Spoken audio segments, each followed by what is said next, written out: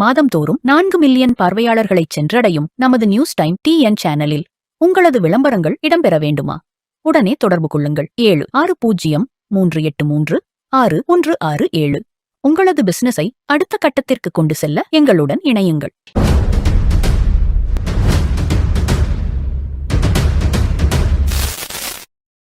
வணக்கம். News time TN நேயர்களுக்காக தெருக்கூத்து பகுதியில் நான் தாமோதரன் பிரகாஷ். இன்று திமுக பட்டியல் வெளியாகிவிட்டது. அந்த பட்டியலில் இடம்பெற்றவர்கள் சம்பந்தமாக நிறைய சுவாரஸ்யமான நியூஸஸ் வந்துக்கிட்டே இருக்குது. உதாரணத்துக்கு பார்த்திங்கன்னா, லண்டன் வெங்கட் அப்படின்னு ஒருத்தர். இவர் ஸ்டாலின் குடும்பத்துக்கு ரொம்ப நெருக்கமானவர். இவர் தான் தமிழக அரசியலில் இவர் ஒரு லண்டன் தொழிலதிபர். இவர் தமிழக அரசியலில் நிறைய விஷயங்களை இவர் தீர்மானிப்பார். இவர் ஒரு பெரிய பவர் சென்டரில் ஒருத்தர். உதாரணத்துக்கு பார்த்திங்கன்னா, தாமரை கண்ணன் சொல்லிட்டு ஏடிஜிபி லா அண்ட் ஆர்டரில் ஒருத்தர் இருந்தார். அவரை ஏடிஜிபி லா அண்ட் ஆர்டர் ஆக்குனதும் இவர் தான். திரிபாத்தின்னு ஒருத்தர் டிஜிபியாக வந்தார். அவர் டிஜிபி ஆக்குனதும் இவர் தான். அதே மாதிரி இப்போது தாமரை கண்ணனை ரைட் டு இன்ஃபர்மேஷன் கமிஷனராக ஆக்குனதும் லண்டன் வெங்கட் தான். ரைட்டுங்களா? இவர் இப்போது சென்னையில் முகாமிட்டிருக்காரு. அக்கார்டு ஹோட்டலில் தங்கியிருக்காரு. இவர் எம்எல்ஏ சீட்டு வாங்கி தரேன்னு சொல்லிட்டு பெரிய அளவுக்கு வசூலில் ஈடுபட்டுக்கிட்டு இருக்காரு. உதாரணத்துக்கு பார்த்திங்கன்னா, ஒரு ஜெகத் ரட்சகனுடைய பையன் பேர் சந்தீப் ஆனந்த். ஜெகத் ரட்சகன் உங்களுக்கு தெரியும், எல்லா விதத்துலேயும் திமுகவில் ரொம்ப பவர்ஃபுல்லான ஆள். பாண்டிச்சேரி முதலமைச்சராகவே வர வேண்டிய ஆள். திமுக வந்திருந்தால் பாண்டிச்சேரி முதலமைச்சர் ஜெகத் ரட்சகன் தான். அந்தளவுக்கு அவர் பவர்ஃபுல்லான ஆள். இவர்கிட்டேருந்து 10 கோடி ரூபாய் நிதியை லண்டன் வெங்கட் வாங்கிட்டு இவருக்கு சீட்டு வேணும்னு சொல்லிட்டு திமுக சர்க்கிளில் மாப்பிள்ளை ஸ்டாலின் இந்த சைட்லலாம் பேசுகிறார். அவருக்கு சீட்டு கேட்குற தொகுதி திருப்போரூர் அல்லது திண்டிவனம். ரைட்டுங்களா? திருப்போரூர் தொகுதி விசிகா உடைய சிட்டிங் தொகுதி. அது முடியவே முடியாதுன்னு சொல்லிட்டாங்க. ரைட்டுங்களா? அதே மாதிரி திண்டிவனம் இதுவும் முடியாதுன்ற அளவுக்கு தான் மாப்பிள்ளை சைட்லேயும் சொல்லிட்டாங்க, ஸ்டாலின் சைட்லேயும் சொல்லிட்டாங்க. உடனே இவங்க என்ன பண்ணுறாங்க, லண்டன் வெங்கட் போய் நேராக ஜெகத் ரட்சகனை பிடிச்சி ஜெகத் ரட்சகனை ப்ரெஷர் பண்ணி ஜெகத் ரட்சகன் அவர் பையனுக்காக கேட்குற மாதிரி கேட்குறாங்க. அப்போ அவர் சிஎம் பார்த்து பேசுகிறார். சிஎம்மை பார்த்து பேசினோன்னா சிஎம் சொல்கிறாரு, நாங்கள் வாரிசு அரசியல்னு நீங்கள் சொல்கிறீங்க, உதயநிதி இப்போ வந்துக்கிட்டு இருக்காரு, அவரை வேணால் அவருக்கு எந்த பதவியும் இல்லாமல் நாங்கள் ஆக்கிடுறோம் அப்படின்ற மாதிரி சொல்லிவிட்டு, நம்ம ஏவாவேலு பையனுக்கு கேட்டாங்க, அவருக்கும் முடியாதுன்னு சொல்லிட்டோம். எம்ஆர்கே பையன் கேட்டார், அது அவருக்கும் முடியாதுன்னு சொல்லிட்டோம். இந்த மாதிரி பசங்களை அரசியலுக்கு கொண்டு வர்றது, இதை ப்ரெஷர் பண்ணுறதுன்றது சரியாக இருக்காது அப்படின்றாரு. அப்போது ஜெகத் ரட்சகன் என் பையனை நீங்கள் அரசியலுக்கு கொண்டு வரணும், அது எனக்கு ரொம்ப முக்கியமான விஷயம்னு சொல்ல சிஎம் முடியாதுன்னு சொல்லிட்டார். இதில் என்ன விஷயம் அப்படின்னு பார்த்திங்கன்னா, இவர் ஜெகத் ரட்சகன் ஒரு பெரிய ஃபேக்ட்ரி ஒன்று, ஜெகத் ரட்சகன் செங்கல்பட்டில் ஒரு பெரிய மெடிக்கல் காலேஜ் கட்டுறார். அது இல்லாமல் இவர் டிஸ்டிலரி வச்சுருக்கார், சாராய தொழிற்சாலை. இந்த ரெண்டுலேருந்தும் பார்ட்டி ஃபண்டு அவர் கொடுக்கணும். இந்த 2 பார்ட்டி ஃபண்டும் அவர் எலெக்ஷனுக்கு தர்றதா அவர் சொல்லியிருக்காரு. எலெக்ஷனுக்கு அவர்கிட்டேருந்து வாங்கிடலான்னு இருக்காங்க. இது தடைப்பட்டு போயிடுமோ அப்படின்ற மாதிரி ஒரு சிச்சுவேஷனை லண்டன் வெங்கட் உருவாக்கியிருக்காரு. இவர் 10 நாளாக இங்கே இங்கேயே இருக்கார். இங்கே உட்காந்து இந்த வேலைகளில் நிறைய பேர்கிட்ட நான் சீட்டு வாங்கி தரேன் அப்படின்ற மாதிரி ப்ரிப்பேர் பண்ணிகிட்ருக்காரு. 10 நாளாக சிஎம் தனியாக அவரே உட்காந்து லிஸ்ட்டை ப்ரிப்பேர் பண்ணுறாரு. முதல் மாடியில், சிஎம் வீட்டில் முதல் மாடியில் தான் இந்த வேலைகள்லாம் நடக்குது. அந்த முதல் மாடிக்கு ஆராசா திமுக பொறுப்பாளர்கள் யாருமே அந்த முதல் மாடிக்கு போக முடியல, அந்தளவுக்கு இருக்கார். இன்றைக்கி மட்டும் உதயநிதி வந்து தினேஷோட சேர்ந்து தினேஷோட இவங்கெல்லாம் வந்து உட்காந்துக்கிட்டு இருக்காங்க மற்றவங்க எல்லாரும். இன்றைக்கி உதயநிதி மட்டும் ஒரு 1/2 hour போயிட்டு சிஎம்மோட உட்காந்து பேசிட்டு வந்திருக்காரு. லிஸ்ட்டு வந்து கடைசி நேர சேஞ்சு வந்து ஏதாவது ஒன்று வந்து உதயநிதியால் நடந்ததா அப்படின்னு தெரியல. ஆனால் லண்டன் வெங்கட் வந்து ஜெகத் ரட்சகனை வச்சு செஞ்ச வேலைகள் பெரிய அளவுக்கு டிஃபீட் ஆகிருக்கு அப்படின்ற மாதிரி தான் சொல்லிக்கிட்டு இருக்காங்க. இன்னொரு பிரச்சனைக்குரிய ஆள் யாருன்னா நம்ம பிரேமலதா வந்து 18 சீட்டு வந்து கொடுக்கறதா ஏடிஎம்கே கிட்ட பேசி வச்சுருந்தாங்க. அதில் அப்புறம் 15 சீட்டு கொடுக்கறதா திமுக கிட்ட பேரம் பேசினாங்க. அதுக்கப்புறம் 12 ஆச்சு, அது 10 ஆச்சு, ஒரு எம்பி கொடுத்துட்டாங்க. ரைட்டுங்களா? இப்போது இந்த அம்மா வந்து நேராக வந்து பல்லாவரம் தொகுதி வேணும் அப்படின்னு அடம் பிடிக்கிறாங்க. பல்லாவரம் தொகுதி வந்து கருணாநிதி அப்படின்ற திமுககாரருடைய சிட்டிங் தொகுதி. இப்போ வந்து அதை அனகை முருகேசனுக்காக கேட்குறாங்க. அதே மாதிரி ஆம்பூர் தொகுதியை கேட்குறாங்க. ஆம்பூர் தொகுதி வந்து எஸ்சியும் முஸ்லீமும் நிறைந்த தொகுதி. அது வந்து விடுதலை சிறுத்தைகளுக்கு கொடுக்குறாங்க. அது விருதாச்சலம் தொகுதி அதே மாதிரி இவங்க கேட்குறாங்க. ஆம்பூர் தொகுதியை விட முடியாதுன்னு சொல்லிட்டாங்க. விருதாச்சலம் தொகுதியை வந்து வாங்கி கொடுத்துட்றாங்க இவங்க. ரைட்டுங்களா? இல்லைனா விருகம்பாக்கம் கொடுங்கன்னு கேட்குறாங்க. இந்த மாதிரி நிறைய பிரச்சனை பண்ணும்போது ஏன் ஆம்பூர் தொகுதியை கேட்குறாங்கன்னா, அது வந்து பிரேமலதாவுடைய சொந்த ஊர் இருக்கிற தொகுதியாக, அதனால் அந்த தொகுதி வேணும் அப்படின்ற மாதிரி கேட்குறாங்க. அதுக்கப்புறம் ஒரு வகையில் இவங்க காம்ப்ரமைஸ் பண்ணும்போது விருதுநகர் நாங்கள் தரோம், அங்கே வந்து விஜயகாந்தோட சொந்த ஊர் வருது, அங்கே வந்து உங்களுக்கு செல்வாக்கும் இருக்குது, ஏற்கனவே விருதுநகர் பார்லிமெண்ட்டில் நல்ல ஓட்டு வாங்கியிருக்கீங்க, உங்களுக்கு செல்வாக்கு இருக்குது, அந்த தொகுதியை நீங்கள் மெயின்டைன் பண்ணிக்கோங்க அப்படின்னு சொல்லிட்டு ஒரு கன்வின்சிங் வந்து இவங்க திமுக சைட்லேருந்து போகிறாங்க. அதெல்லாம் ஒத்துக்கிறதா இல்லை.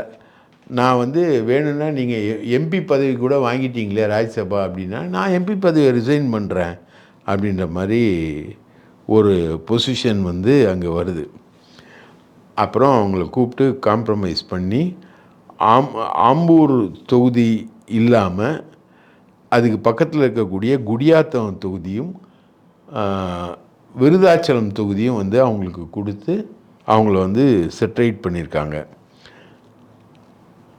இது வந்து பிரேமலதா ஏற்படுத்திய குழப்பம். ரைட்டுங்களா?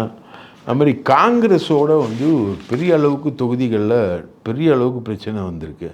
அதாவது உதாரணத்துக்கு வேளச்சேரி வந்து முதல்ல வேணான்னு சொல்லிடுறாங்க இவங்க. ஆனால் ஆருண்பாய் வந்து சிந்தாதிரிப்பேட்டில் மீன் மார்க்கெட் நடத்துகிறார் இல்லையா, ஆருண்பாய், அவர் வந்து பெரிய டெக்னாலஜியை வந்து யூஸ் பண்ணுறாரு. எப்படின்னா நேராக அவங்க பையன்தான் அங்கே எம்எல்ஏ, நேராக போயிட்டு கார்கேவை பிடிச்சிடுறாரு, மல்லிகார்ஜுன கார்கேயை பிடிச்சிட்டு அங்கேருந்து எங்களுக்கு வேளச்சேரி வேணும்னு கேட்குறாங்க. முதல்ல இவங்க வேணான்னு சொன்ன தொகுதி அது. அதுக்கப்புறம் வேளச்சேரி வேணும்னு கேட்ட உடனே கார்கே தான் வந்து இந்த திமுக காங்கிரஸ் கூட்டணி அமையிறதுக்கான மிக முக்கியமான காரணமாக அவர் இருந்ததுனால அவர் சொல்கிற விஷயத்த ஏற்றுக்க வேண்டிய கண்டிஷனுக்கு திமுக வந்துடுச்சு. அதே மாதிரி ஸ்ரீபெரும்புத்தூர் வந்து ராஜீவ்காந்தி இறந்த தொகுதி, அந்த தொகுதி வந்து வேணும், செல்வப்பெருந்தைக்கு ஸ்ரீபெரும்புத்தூரை விட்டுட்டு எக்மோரில் வந்து கண்டெஸ்ட் பண்ணணுன்னு தான் அவருக்கு ஆசை. ஆனால் ஸ்ரீபெரும்புத்தூர் வந்து ராஜீவ்காந்தி மறைந்த இடம்ன்றதுனால கட்டாயமாக அவங்க வந்து அந்த ஸ்ரீபெரும்புத்தூர் தொகுதியை கேட்டு வாங்குகிறாங்க. அதே மாதிரி தென்காசி தொகுதியை வந்து அன்பகம் கலையோட பையனுக்காக திமுக வாங்கி இந்த சைடு கொடுத்துட்றாங்க. அதே மாதிரி விருதாச்சலத்தையும் வாங்கிறாங்க. இப்போது 18 காங்கிரஸ் தொகுதிகளில் 16 சிட்டிங் தொகுதியை வாங்குகிறாங்க. 7 தொகுதி அது இல்லாமல் இவங்க வாங்கியிருக்காங்க. மொத்தம் 23 தொகுதி காங்கிரஸுக்கு முடிஞ்சிருச்சு. 5 தொகுதி பெண்டிங். கடையநல்லூரை வந்து பீட்டருக்காக வாங்குகிறாங்க, பீட்டர் அல்ஃபோன்ஸ்க்காக கடையநல்லூர் தொகுதியை வாங்குகிறாங்க. சென்னையில் ஒரு தொகுதி கேட்குறாங்க.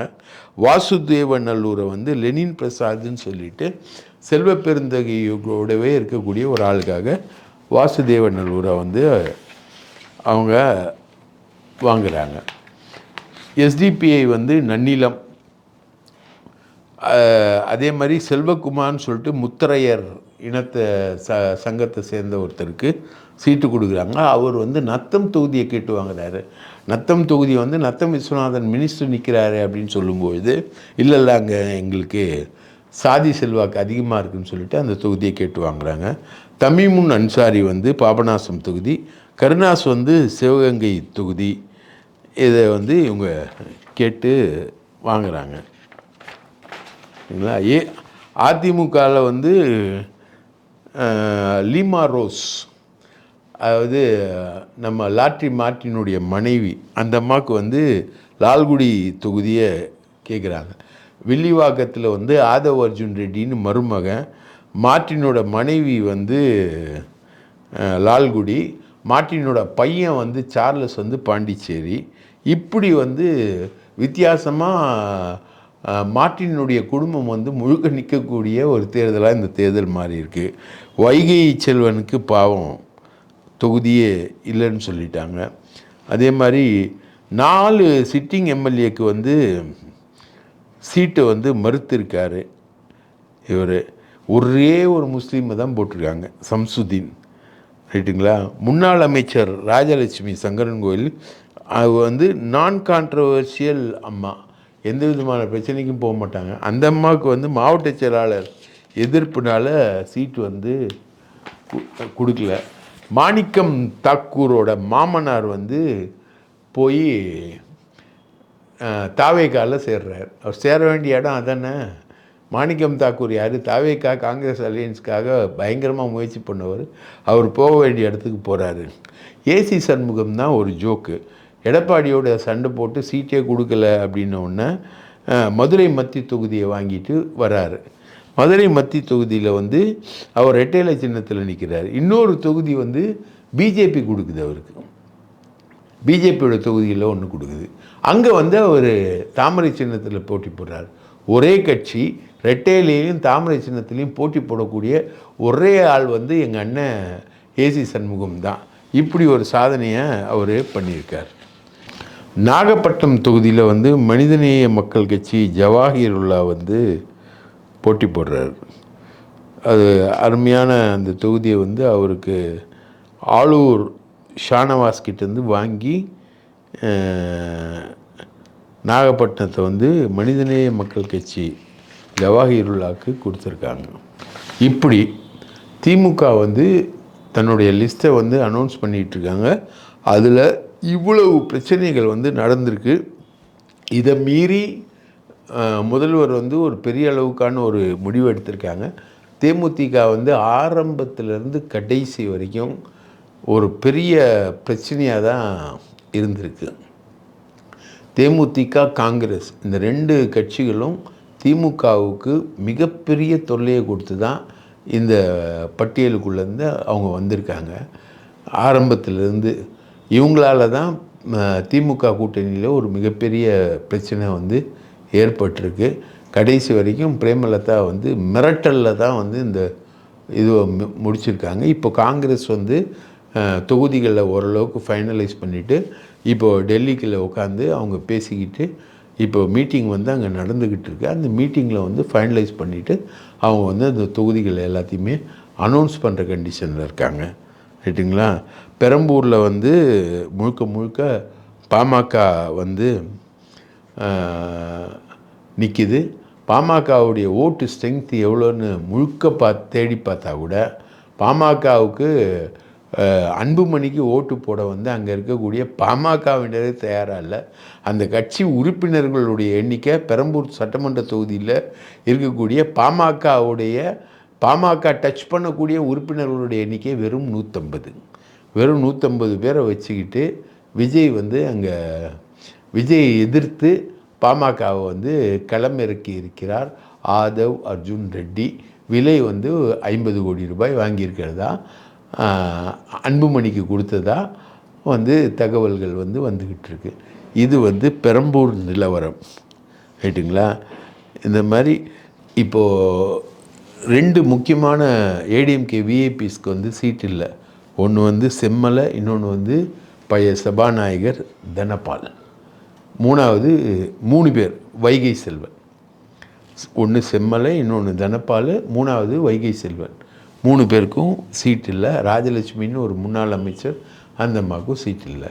முக்கியமான ஆட்களுக்கெல்லாம் இவங்க வந்து சீட்டு கொடுக்கல. இப்போது திமுக லிஸ்ட்டில் வந்து என்னென்ன இடம் பெறுது, யார் யார் வரப்போகிறாங்கன்ற லிஸ்ட்டு வந்தோடனே அதை பற்றின விவரங்களை வந்து சொல்கிறோம். இப்போ திமுக கூட்டணிக்குள்ளே நடந்த பேரங்களில் நடைபெற்ற அப் அண்ட் டவுன்ஸ் எல்லாத்தையுமே வந்து இப்போ உங்களுக்காக ப்ரெசென்ட் பண்ணுறோம். நன்றி, வணக்கம்.